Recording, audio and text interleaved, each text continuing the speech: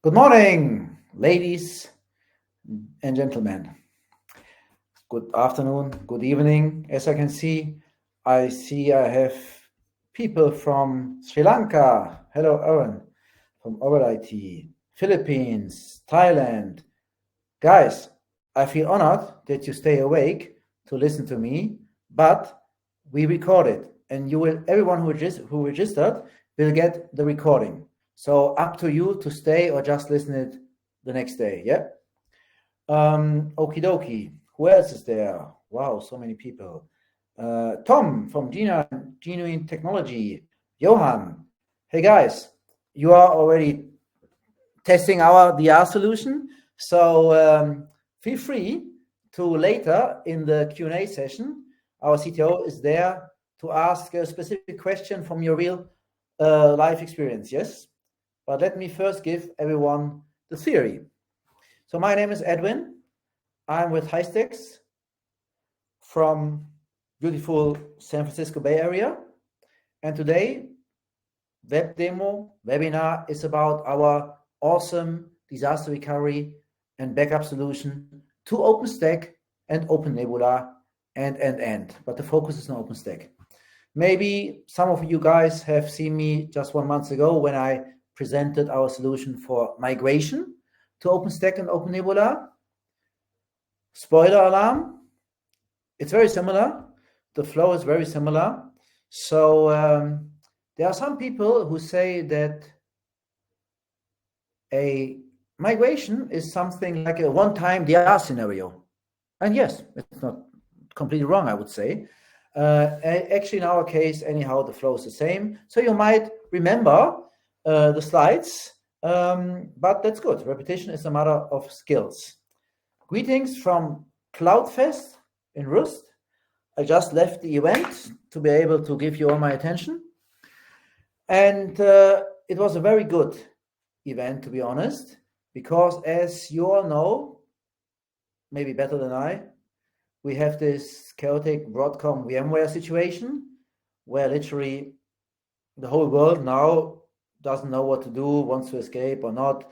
There's still some uncertainty, so we don't know how it will finally work out. But many people already now decided that they want to move to other clouds, and most of them, as far as I'm concerned, OpenStack, also Proxmox, Xen, Citrix, all of them are alternatives, Nutanix.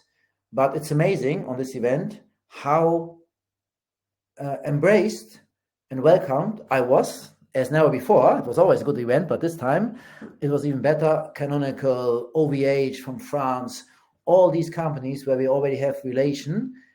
It was so great to talk to them because all of them, they have more leads now in 1 week than they had in the last year. Also partners of ours from Thailand, from Indonesia, telling me, oh, people want to move from VMware. I know it's everywhere, the situation. So let's make use of it. And if you are an MSP who's looking for an alternative for migration or disaster recovery and backup solution for your OpenStack-based cloud, here we are. And if you're an enterprise customer, then feel free to find out more and work with us directly, or I will hook you up with our MSP partners. So let's get started. I made a little bit small talk to give more people the chance. Oh, silver lining from Malaysia. As said, Mohammed, thank you very much that you stay up late, but you can get the recording. It was not necessary. Okie dokie. Let me share my screen and let's crack on. You will get the presentation, the recording, no need to make screenshots. All questions, you can send them in the question section here, and I will take a look from time to time and try to answer them. We also have our CTO in the back, and at the end, there's at least 10 minutes for question and answers. Okie dokie. So let's crack on. Share my screen.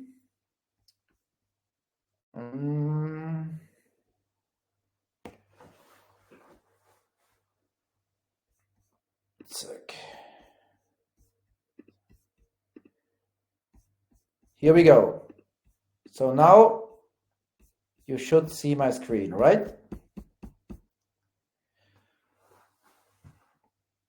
Hystax is the name of the company.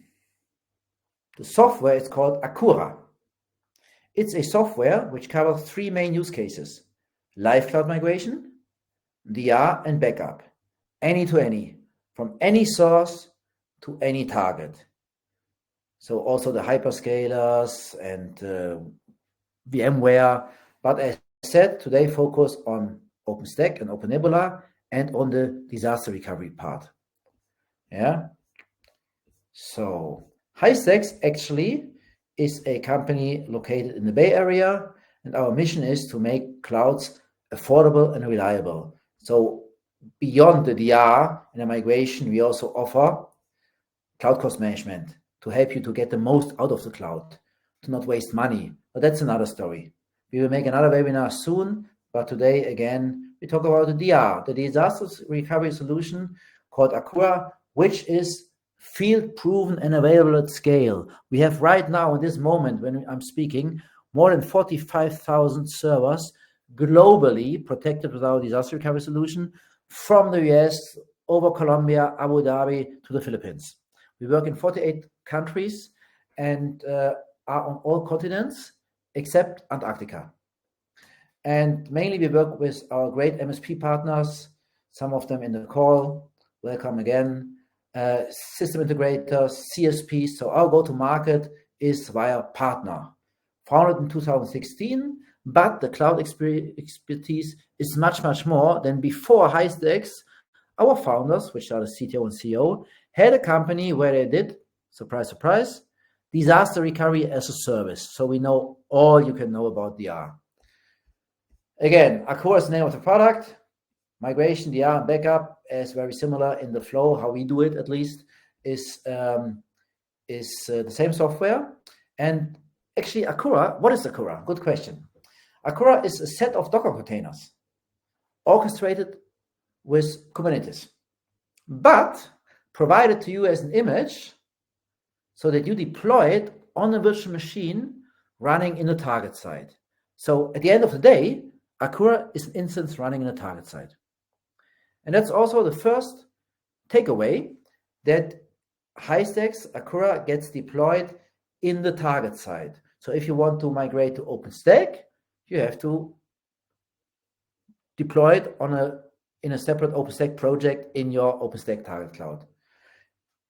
If you want to migrate to OpenNebula, then in OpenNebula. And if you want to offer disaster recovery to Amazon, then in Amazon. So that's the first takeaway. Always needs to be installed in the target side. What is good to know, as I already mentioned, we work mainly via partners, MSPs, CSPs, value-added resellers. And this is why, of course, you can expect, as you will see in 15 minutes, a partner-oriented dashboard, which is, of course, multi-tenant capable, means you can add all your customers as MSP. You get the MSP reports, you can white label it and sell it as your own proprietary DR solution if you wish. All options on the table. Now the second takeaway after that, the fact that it's installed in the target side, our platforms. So here you can see that we are almost any to any. So there are some exceptions, but very little. Let's go from the left to the right. So the source platforms which we support are not just VMware, Hyper-V, Amazon, Oracle, OpenStack, KVM, and also physical servers, bare metal. No, it's actually more. This is why it says ETC, etc., etc. There was just not more space. Sorry. So everything which is on the right side, but not on the left, like Google, Alibaba, just imagine it will be on the left as well. Also, Apache Cloud Stack, Proxmox, Nutanix, you name them, Send Server, everything is supported. There are just three exceptions. I don't want to confuse you too much on information, but three things you can maybe remember. So it's IBM, AIX, SUSE, and if we talk about physical servers, Solaris. I doubt that many are using Solaris still, but maybe. So in this case, sorry, it's not supported. Solaris, IBM, SUSE, exceptions. Everything else by default is supported. Of course, the operation system should be taken into consideration. We don't go back to the Stone Ages. For example, Windows Server, we start from 2008 R2. Means if your customer is using 2003, not supported. But in the same with Red Hat, Ubuntu, CentOS, VMware, XI, we start from a certain version, but 99% is covered. Don't worry. So the source is a given. The target platforms, the hyperscalers, of course, plus VMware and OpenStack based clouds, KVM, OpenStack, KVM with a cloud layer like OpenStack or OpenNebula behind. Yeah, overt as well. So the use case we're talking about, any source, mainly VMware, given the current situation, to OpenStack and OpenNebula is absolutely there.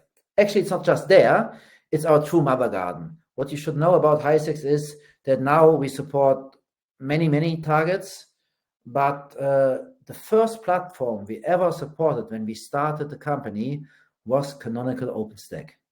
And only later we added the hyperscalers. So our true mother garden is OpenStack. If our engineers hear Cinder and Ceph and Neutron and Horizon, they're happy. That's the world they know best. So let's skip the migration and talk about DR. Well, let me use a slide because this is the same whether we talk about migration or DR. What we do is the so-called lift and shift method and also incremental replication. What does it mean? Lift and shift means we don't protect only a single file or a single database or application. It's always the whole machine as such, lift and shift. And then we do incremental replication, which means that first we take a full copy of the machine, the first initial full copy, and then the incrementals, which are the deltas between two snapshots. Yeah, so this is the other keyword, snapshotting, because you can also do DR without snapshotting. We do snapshotting. On Windows, we use VSS, which is a classic Windows functionality, as you know, and get so-called application consistent snapshots. And on Linux, we emulate VSS and get so-called crash consistent snapshots. Yep. Goes without saying, I didn't mention it, but obviously this is active passive disaster recovery. If you are looking for active, sorry, we don't do this because this is actually what the beauty of active passive is, that you don't have to have the same amount of machines running on the failover side all the time on standby, already using power, CPU, creating costs, licenses, just for the sake that if maybe there is a disaster, banks, stock exchange companies, they might need it, but most of our customers, they want to have the advantage that during peace times, when there's no disaster, no failover needed, they just pay for the storage of the snapshots, but nothing else. And only if there's a disaster and we do a failover,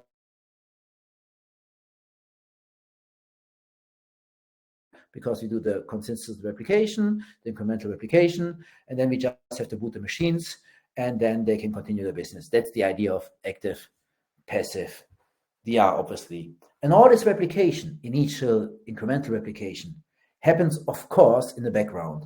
So there's no interruption, no business operations, whatever impact for the customer. He doesn't even feel it. We only need as little as 3 megabits to run our software, our solution. The more the merrier, of course. For the first initial copy, if you have a machine with 10 terabytes, it would be nice if you have more than 10 megabits per second bandwidth. Otherwise, it would take maybe 1 month to do the initial first copy. But later, when we enter the incremental phase, anyhow, it's minimum data, just the deltas between two snapshots.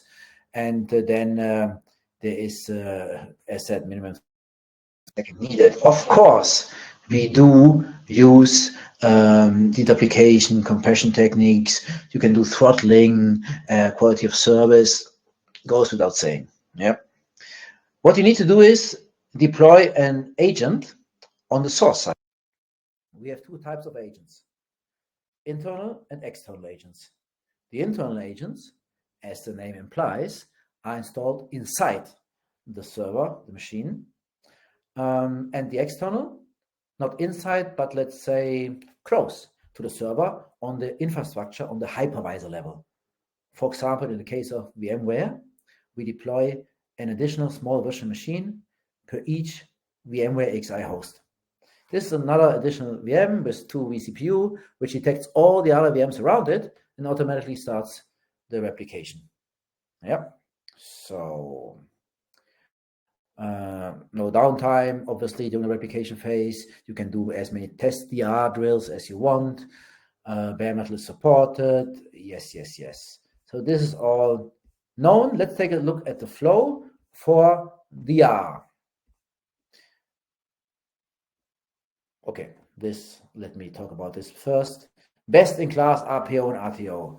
Well, best in class, let's say it's very little RPO. We talk about not by default seconds, it's available, but our default number is like 5 minutes on Windows and 3 minutes on Linux, which is quite good, I would say. We participated in the last years in many RFPs and tenders, and most of them, the requirement was just 15 minutes. So without 3 minutes or 5 on Windows, you are absolutely on a safe side. But if it's too much for you and you want to have it just seconds, no problem. There is, you will see it later in the portal, there is an option where you can choose to not take a snapshot every 2 minutes, 5 minutes, these intervals, but continuously. It's called continuous data replication, and it means we take one snapshot directly after another. Another one, one after another. And this continuous data replication allows us to break down the RPO, recovery point objective, to 40 seconds on Windows and 7 seconds on Linux. Maybe it's 8 or 9 or 12, so theory and reality is not always the same, but at least it's very, very fast and seconds. That's the RPO. The RTO, the recovery time objective, is also very important because this is the time you lose. You cannot work because it's the time we need to spin up the machine so that you can continue to work in the failover side. Yeah? So in the RTO, if I would say 10 minutes, 7 minutes, then you would immediately figure out that I don't know what I'm talking about, because you can't, opposite to RPO, you can't say a specific number for RTO, because it really depends on so many things, on the overall complexity of the machine, of the environment, the boot delay, how many machines, boot order, and so forth, available bandwidth. So what we can say actually is that our RTO is just the booting time of the machines, which could be as little as minutes, because of the aspect that we store data in block storage, in volume storage.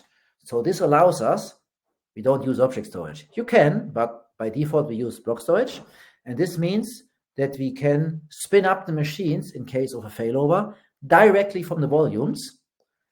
And therefore, we don't have to go to the object storage first and pull the data from there, create a disk, and from there volume and whatsoever. No. Directly from the volumes, we boot the machines. So just the booting time of the machines, minutes, that's our RTO. So disaster recovery automation means also automated failback, obviously. With Hystax Akura, you can offer as an MSP, CSP, whatever, disaster recovery as a service to any private or public cloud, even on-prem between 2 data centers. It would work actually with the right hardware and software. And let's now take a look at the flow. So, as with our migration solution, it works absolutely in an isolated environment. It means that we are not part of the game. This is especially important for our friends in Europe, where you have GDPR, but it's not only in Europe, also in Canada and Brazil, data is not allowed to leave the country. And the question is always, is this ISP, MSP, whatsoever, processing any data. No, we don't even see the data, let alone we process them. Because remember, Akura is a software. We provide it to you as an image, and you deploy it on a virtual machine running in the target side. So here you can see the target cloud, and in the middle here, not in the middle, but yeah, in the middle, there is Hystax. These are some containers. Of course, there are more. These are the main ones, the UI, the orchestrator, the receiver. So it's a machine with 8 vCPU, 16 GB RAM, 200 GB disk size, on which you deploy the solution. And it runs inside the target side. And from there, via the UI or via APIs, this whole solution is fully covered by REST APIs.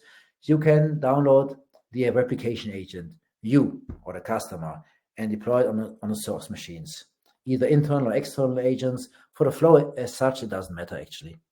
And this Hystax replication agent automatically connects with the Hystax controller VM. That's the name of this Hystax deployment, which you installed in OpenStack. In a separate project, OpenNebula, we call this machine the Hystax controller. And the replication agent you download from the UI. You will see how we do it in 5 minutes. It's a 4-step wizard, goes very fast. Then it connects automatically via public internet, of course, encrypted, HTTPS. And on top, you can use VPNs and whatever certificates and IPsec tunnels whatsoever. But of course, the replication agent needs to be connected with the Hystax controller VM. We use, and you need 2 ports, TCP 443 and UDP 12201 for the log files. Yes? So, and this is all done by you. We don't know anything about this. If you need us to troubleshoot, you have to give us access to the Hystax controller VM via SSH so that we can see what you're doing. So don't worry about data privacy, GDPR. It's running in your environment or the customer's environment. So you can deploy it in your OpenStack or in the customer's OpenStack account directly, as you wish, as an MSP or CSP. So the flow, pretty easy. On the left, on the source, we have the replication agent. So here we have written source machine, which is singular, but obviously it's just for the diagram. It could also be 500, 5,000 source machines. It doesn't matter. Then you have the target cloud, OpenStack, OpenNebula, Overt, whatsoever. Hystax is deployed inside. Replication agent connects with the Hystax controller, and then we take the snapshots. As I mentioned, application consistent snapshots on Windows, crash consistent snapshots on Linux. Always full consistency is guaranteed. We even send a command to the memory to flush all the data to the disks before we take the snapshot, and then we store them in cloud native format in block storage in volumes, which allows us to have this very awesome RPO of just the booting time of the machines. When then there's a failover and you want to boot the machines, spin up the machines, we do this, of course, in an orchestrated way. So orchestration means that you can set a certain order, because as we all know, there are dependencies among the machines. You probably would not start Web Apache server before Active Directory. Could screw things up. So you define this in a disaster recovery plan, which we will take a look soon as well. The disaster recovery plan is the scenario which we unfold, execute on the fly during the V2V, P2V transformation, where you tell us to change flavor, CPU, because 2 CPU on VMware AXI is not the same like 2 CPU on OpenStack. Usually there you need more. So all these things you manifest, determine in the migration plan. And this gets executed during the V2V transformation, and the orchestrator allows to set the order that we, for example, boot first the machine with Windows Active Directory, then as a second machine, the one with Oracle databases, as a next step, moving the clients to those databases. So this is what we call orchestrated launch. And of course, Hystax supports this. As I already mentioned, very low RPO and RTO, block storage for this quick booting time of the machine, fully covered by RESTful API, and so forth. Backup is part of the DR solution. So you deploy Hystax Akura for DR, and then when you configure it, there is a point where you have to determine the storage. And if you choose object storage, then out of a sudden, the DR solution becomes the backup solution. And here, of course, we use object storage, S3-like, S3 compatible service, Wasabi, Samba, NF storage, many, many options. And of course, here you have file recovery and stuff.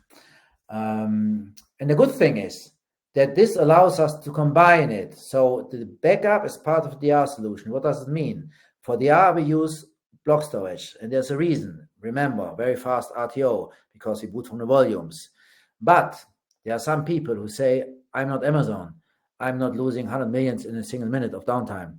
I don't care about 30 minutes or 1 hour of RTO, but I care about the money. And block storage is more expensive than object storage. That's absolutely true. And this is why we offer you the combination of the two worlds, backup and DR. We call this double storage. And double storage means that you can use both types for the same use case, DR, for example, that you say, let's keep the very last snapshot in volume storage so that we still benefit from this very fast RTO of just the booting time of the machines. But all the older snaps, keep them in cheap object storage. Combination of the two worlds.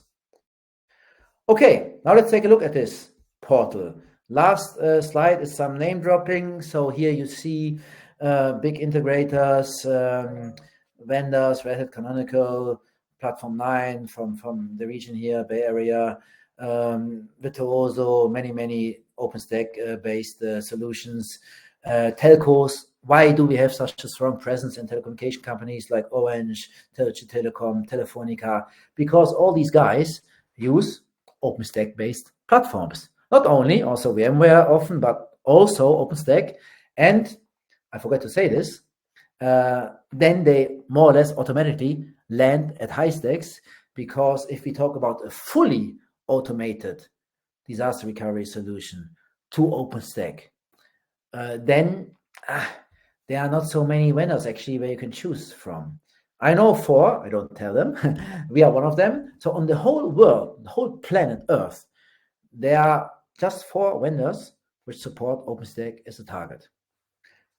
Our biggest, not the biggest, but a big competitor, Certo, for example, a big company, reinforced in the DR market, belonging to HP now, Certo, sorry, if the target is OpenStack, they don't support it. And so this is for all these people who now want to go from VMware to OpenStack. Hystax, we are the experts on OpenStack. Don't forget this. And now let's take a look at this portal. So when you have deployed Hystax Sakura on a virtual machine running in the target side, in the case of OpenStack in a separate project, then you log into the UI with your credentials, and this is what you will see. This is the multi-tenant capable partner portal. You see here this partner, which is called Hystax. Maybe we should be a little bit more creative next time. Has 11 customers. I wish that you all will have many more customers than just 11. It's just a dummy, yes? And here you can see your customers, and now you can pick each of them and work on them. If you were the MSP, do some dry drills or whatsoever. And you can also allow your customer or give him access to the portal, which is cool in case of a support issue. So you are both staring at the same screen. And this is now the view for the customer, where you only have the customer information. Here are 7 machines in this case. And here below, you can see his machines. And this goes without saying that the customer can only see his own account and not all the other customers you have. Yeah, of course. What did I tell you? I mentioned that I show you how to download the agent. So first of all, obviously there's a logic, a red line to not get lost step by step. If you start using it the first time, you should obviously install the agent first. Then maybe configure the replication settings, start the protection, create a DR plan, do some testing. So here there is always where you see which stage you are. And it starts with downloading the agent. It says, okay. So here you see, it's a 4-step wizard only. 4 steps, customer selection, bam. Let's take this one, next. And then you're already here where you have the agent selection. Here you can choose between external agent, which I mentioned, they are running on the hypervisor level, or internal agents. So VMware, external agents we offer for VMware, which is anyhow the most common use case. But if you later want to offer DR between two of your OpenStack locations. Once the customer is migrated from VMware into OpenStack or OpenNebula, and then you offer him within your own OpenStack just different availability zones or locations. By the way, this is one thing not everyone can do. We offer not just only DR between two different locations, but also within the same location, just using two different availability zones, AZs. Yeah, even big ASR, Microsoft cannot do this. Then the source and the target would be OpenStack, and then you can also use external agent if it's OpenStack with Ceph. If it's without Ceph, we need to use internal agents as well. Internal we can use always, and external agents if the source is VMware, OpenStack, or overt. But maybe we're adding more external agents for other sources as well. Let's see. Actually, it's not that important as you might think. If the customer, the end customer, does not allow you access to his machines, then of course we have an issue. Then it's difficult to deploy an internal agent. But then hopefully it's VMware with vCenter API so that we can use the external agent. But apart from this, it doesn't matter. For the flow, for the speed, for the convenience, it doesn't matter if it's external or internal agent. I know you all want external agent, but internal is as good. And even this 4-step wizard, which I'm doing now, custom selection, agent selection, let's choose an internal agent, Windows, next again, and then you're already here. Then you're already here where you have a download agent button, where you receive a installer package, which you have to unzip, unpack, and deploy it on the source machine. That's all. And if you have 500 machines, it doesn't mean that you have to do this 500 times. No. You do it only once, and then with a simple Ansible script, which we provide to you, you can mass deploy it on all the other machines. Yep. So it's not less convenient than an external agent. So when the agent is deployed, then as said, the agent automatically connects with the Hystax controller VM. And then all the machines will pop up here. Pop, one after another will appear here, and you see them with their name, their IP addresses, their size. And in the beginning, obviously, there is all the same status that there's 0 replication. You have to start the first initial replication. So here you see the last restore points, and you can execute different kind of actions like park the machine, take some look at restore point details. You can change the replication settings, the retention settings, download the image, restore file and folders. This is obviously from the backup part of the DR solution. And this you can do for all the machines, for a group of machines, or for a single individual machine. So all these different actions you can execute and configure on the machine level. For example, here we have Active Directory, and you say replication settings. Let's take a look. We have interval of every 2 hours. No, this is far too long. We need 2 minutes. Okay, just change it. Yeah. And for another machine, you want to have 5 minutes. Okay, go ahead. So you can choose in the regarding the snapshotting and the restore point, different settings. Interval, which is the classic one where you choose between every 5 hours, 5 minutes, 10 seconds, whatsoever, intervals. Yeah. Then also calendar-based snapshot restore points, which obviously is influenced by the backup part of the solution, where you can say, take a snapshot every day at 8 o'clock in the morning and at 5 o'clock in the afternoon. And also what I mentioned earlier, remember the continuous data replication, where we take one snap directly after another, which brings down the RPO to just seconds. Yeah. So then you can do also the same with the retention settings. Change them for each machine if you think this is reasonable individually. So if you say, I want to keep only 10 this replication setting, sorry. I want to keep only, let's say 10 snapshots, because we keep all of them. So if you don't put here your policies, you will have, if you use continuous data replication, 1 million snapshots after 1 month or something. Yeah. So maybe you should put here some settings like 10 restore points in total, 5 from today, 2 from last week, 2 from last month, and 1 from last year. It's really recommendable to have also some older restore points, obviously, because this is one of the classic use cases for DR. If you got attacked, cyber attack, ransomware, virus, whatsoever, and you detect today on Wednesday that you got attacked and the virus entered the system on Monday, I guess you would be very happy to have an image from Sunday so that you can restore to the stage of the machine before the attack happened. This is all nothing new for you guys, I guess. So let's take a look at the disaster recovery plans. So this, as I mentioned, is where you can change many things. So here you see also nicely the orchestration, what I mentioned earlier, that we can boot in a different order because there are dependencies among machines, obviously. And here for this dummy purpose, we have just 2 ranks. You see there's rank 0, where we have 2 machines. One is called Red Hat, the other one is called Active Directory.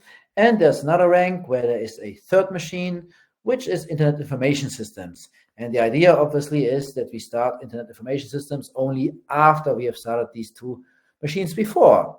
If you open the arrow, it opens up, and then if you click, and then you see that you can already put here subnet, port IP, CIDR, but this is just an easy drag and drop functionality, I always say.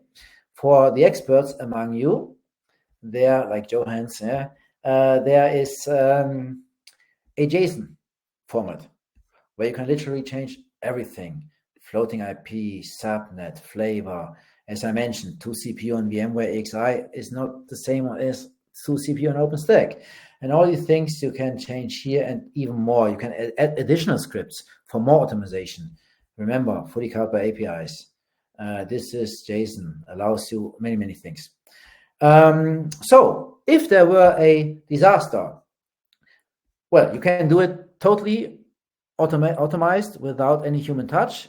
If you say, for example, every time a machine stops replicating, gets into start mode, park modus, a single ping or heartbeat between the replication agent and the Hystax controller is missing, alarm, make a complete failover of the whole environment. Yeah, I don't know, because as we all know, 90% or 99% of the so-called disasters are not a tsunami or electromagnetic bomb. It's probably more a human error. Yeah. And then maybe it's good to have a guy check it first. So what you can do with all these events, alerts you get, failure events, error events, you can get them, of course, on your mobile phone because we send emails. And then you see, oops, there's an issue. And then you check, oh, data centers on fire. Okay, probably we should actually do a full failover in this case. If the data center is on fire, then you just choose the machines you want to fail over, all of them in this case. You choose the right DR plan, probably the main one, and now you click on Run Recover, bam, and this is where the action happens. Now we execute the disaster recovery plan, which you've chosen, and on the fly do the failover. And as said, RPO, RTO of just minutes. Then you can continue working in another availability zone, in another cloud location, on another continent, as you wish. Yeah. And then when the production environment is up and running again, whatever the issue was, it got fixed, it's up and running again after 3 days, 3 months, 3 weeks, whatsoever, then you do the failback. Obviously, this is what you can expect from a real automized DR solution, that it has automated failover and also automated failback. And therefore, you just click on the failback button, and then we have so-called failback agents, which you deploy on the source side, and then they do the incremental replication, and the whole flow goes backwards. There's one thing I need to tell you, that the failback agents are very cool, because then you just it goes simply faster with the initial and incremental replication. It's a nice thing, these failback agents, but we only have them if you want to failback to OpenStack or VMware, which, by the way, is actually the use case we're talking about, and which is now everyone talking about. moving from VMware to OpenStack, or when they are in OpenStack and you are in an OpenStack CSP and you offer DR between your two OpenStack locations or AZs, then source and destination is both OpenStack. So then you have the luxury to use the failback agents.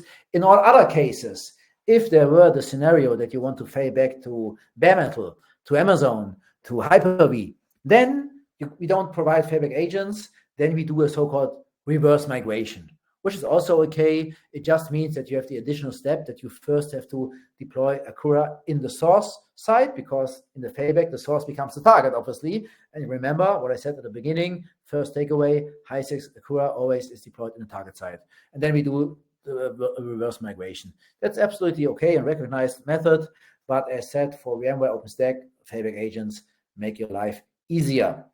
What else can I show? Yeah, of course, in the case of backup, we also have restore file and folders where you can choose then a restore point from a specific time in the calendar. You see in the day all the restore points, 11 p.m., 12 p.m., and you can choose it and restore from this image. Pretty standard, I would say. Reports, as mentioned, this is a tool for all our beloved partners, CSPs, MSPs, and value-added resellers. This is why you have different kind of reports, storage size, machine state report, and also MSP report, which shows you how many licenses have been used by your customers. And so this you can send to us, because this MSP report is the default way which we use as a base for the billing. Yeah. So you send us a report with the numbers of licenses used on a monthly basis, and you get the invoice. Yeah. Settings.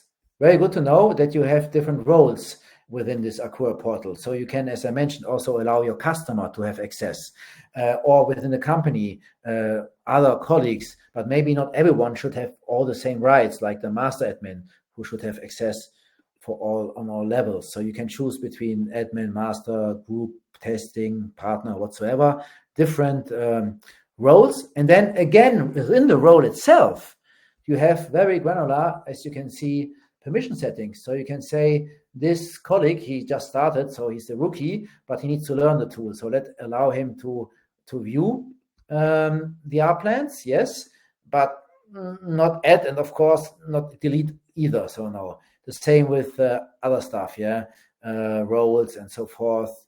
So very, very granular. This was a requirement actually from one of the bigger banks, and now we have it here for everyone.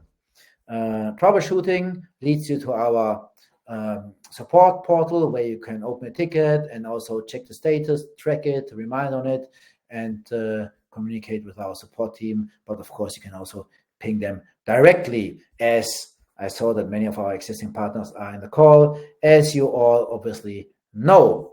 And then we also have here at the link to our offline, very granular product documentation, where we hold nothing back. So this is really every step, like the failback, for example, what I mentioned, failback to VMware, to other clouds, where we say that this is reverse migration, the backup, recovery process, cloud site creation. What is a cloud site? How do you create it? Everything is here. Even limitations. So we don't hide anything back. This is full transparency. VMware limitations. So let's take a look. Oh, maximum restore point is 29 machines. Okay, who cares? But good to know. What else do we have? Azure, AWS. So there's not many limitations. So here there are core limitations. RDM, virtual disk, not supported. FreeEXI, not supported. So this you should be aware of, but that's really all. So it's a handful of stuff. Everything you don't find here is by default supported. Okay, so this was the beautiful portal.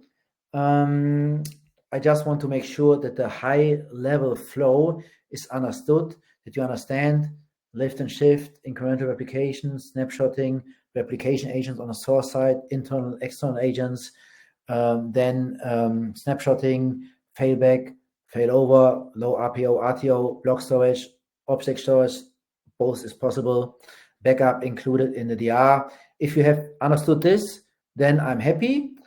For more technical details, we now have the Q&A with the CTO, and also we have a technical presentation, which is similar to what I did, but with more details where we really show what is happening at which stage, when we do a snapshot and the volumes and when it moved to where and why. So I will make sure that you all get this.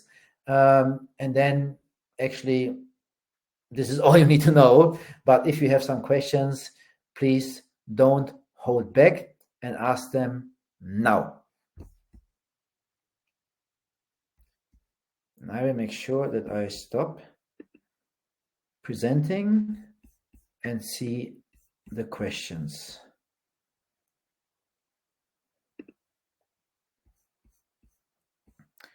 Do we support physical servers? Yeah, as said many times, physical servers, except of Solaris, are supported.